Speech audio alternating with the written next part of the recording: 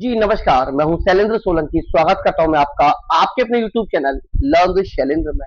तो 69,000 शिक्षक भर्ती का भाई जो 19 तारीख को हियरिंग हुई थी, उसका जो ऑर्डर है वो अपलोड हो गया है। तो ऑर्डर जिन लोगों ने पढ़ लिया होगा और जिन्होंने मेरी 19 तारीख की शाम की जो मैंने वीडियो बनाई थी कि भाई क्या कुछ आज हुआ है, वो वीडियो देखी होगी। तो शायद एक पॉइंट भी आपको ऐसा नहीं लगा होगा जो मैंने वहां पर आपको नहीं बताया होगा, और कोई बात एक ऐसी आपको नहीं दिखाई दी होगी ऑर्डर में जो मैंने आप लोगों को एक्स्ट्रा बताई हो। क्योंकि मैं भाई कांटेक्ट में रहता हूँ एडवोकेट्स के, खुद सुनता हूँ चीजें, कोर्ट में मौजूद रहता हूँ, तो वही सब कुछ बताया जाता है भाई जो कोर्ट में होता है। इधर उधर की बातों से हमेशा मैं बचता रहा हूँ और आगे भी बचूंगा, ना कोई फालतू की बात मैं करता ना बताता। तो वही 5 पॉइंट इंपॉर्टेंट पॉइंट्स जो मैंने बताए थे, 4-5 पॉइंट, बस डेट कंफर्म नहीं थी। मैंने ये कह दिया था कि 15-20 जुलाई के आसपास आप लोगों को डेट देखने के लिए मिलेगी, वही हुआ है। आप लोगों की डेट भी लग चुकी है और 21 जुलाई नेक्स्ट डेट लगी है। तो उसमें जो मेन मेन बातें हैं मैं बता देता हूँ क्या कुछ हुआ है। इसके बाद एक वीडियो में बनाकर इसके बाद आज शाम को डाल दूंगा कि क्या कुछ होगा, सरकार क्या कुछ कर सकती है, सेफ गुणांक क्या कुछ रह सकता है, कितने पद आरक्षित वर्ग कैंडिडेट को मिल सकते हैं, उस पर भी हम शाम को बात करेंगे। ठीक है।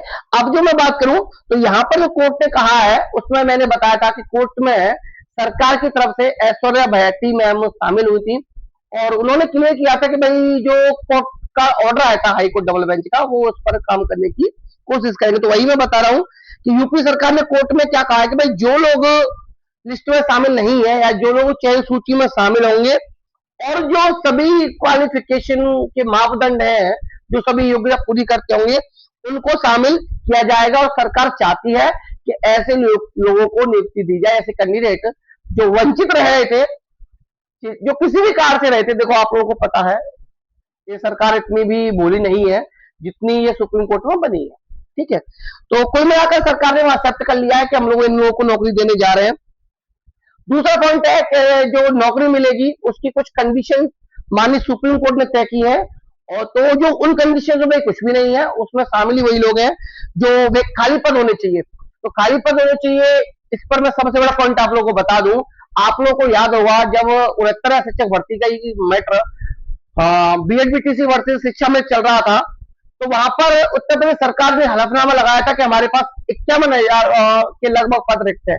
इसके अलावा 68,500 की जो भर्ती हुई थी, 27,000 के पद उसमें से रिक्त बताए गए थे। इसके अलावा जब 4 तारीख की हियरिंग हुई थी तो वहां सरकार ने क्लियर किया था, भाई थोड़ा साथ दिया इसलिए चेंज किया, वहां सरकार ने क्लियर किया था कि लगभग 1,20,000 हमारे पास पद रिक्त है। तो पद रिक्त होने वाली जैसी कोई बात नहीं है। अभ्यर्थी जो इसमें सेलेक्ट होंगे वो योग्यता पूर्ण करते ही है। ठीक है। और इस फैसले को भविष्य में एग्जाम्पल के तौर पर नहीं माना जाएगा। पॉइंट नंबर 2 में ये है। थर्ड नंबर पॉइंट में है सरकार को 6 हफ्ते का टाइम दिया गया है, और मैंने बताया था 8 हफ्ते बाद आप लोग की हियरिंग हो जाएगी। तो 21 जुलाई नेक्स्ट डेट लग चुकी है।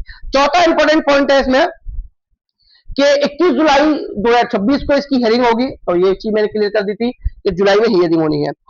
नेक्स्ट डेट भाई सरकार स्टेटस रिपोर्ट दाखिल करेगी, यानी जो प्रोसेस चल रहा है उसको बताएगी कि प्रोसेस कहां तक पहुंचा है, कैसे लिस्ट को ये तैयार कर रहे हैं, तो वो चीज वहीं पर क्लियर हो जाएगी। नेक्स्ट है भाई कि अब तक की जो एसएलपी थी, आईए वगैरह थी, उनको पार्टनर नहीं माना जाएगा, यानी कि फ्रेश तरीके से जो 21 जुलाई को आप लोगों की हियरिंग होगी। ठीक है। तो ये इस जो ऑर्डर है वो उसका कंक्लूजन कह सकते हैं कि भाई सरकार को 6 हफ्ते का टाइम दिया गया है। सरकार 6 हफ्ते में लिस्ट बनाकर कोर्ट में पेश करेगी। 6 हफ्ते क्या, आप सीधे सीधे मान के चलिए कि 21 जुलाई को हियरिंग होनी है। 21 जुलाई को सरकार जो कुछ कर रही है वो क्लियर कर देगी माननीय सुप्रीम कोर्ट में कि हम किस तरीके से इस मामले पर आगे बढ़ेंगे। ये कंफर्म है, मैंने पहले भी बताया था, मैं अब भी बता रहा हूं, और मैंने स्टार्टिंग से कहा है कि माननीय सुप्रीम कोर्ट से आरक्षित वर्ग की जीत होगी, और वो जीत हो चुकी है। ये हमेशा से मैं कहता आया था। लेकिन तय क्या होना है, तय ये होना बाकी है भाई कि सीट कितनी मिलनी है। तय ये होगा कि सीट कितनी मिलनी है, यही चीज बाकी रह गई है।